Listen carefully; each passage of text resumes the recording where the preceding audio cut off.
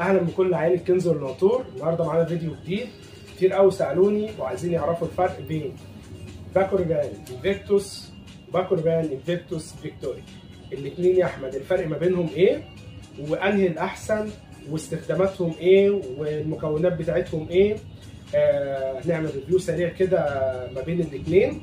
طبعا باكوربان طبعا بيت ازياء كبير وبراند طبعا محترم. والانفيكتوس بطبيعته بيرفن جميل جدا. نبتدي بالانفيكتوس بتاعنا اللي احنا كلنا عارفينه. ده بيرفن يعتبر احنا بنقول عليه بحري شويه من العطور اللي هي المنعشه. يعتبر بالنسبه لي انا بفضله ان هو بيرفن صيفي، بينفع قوي في الخروجات، في المناسبات. بيرفن هادي ولذيذ.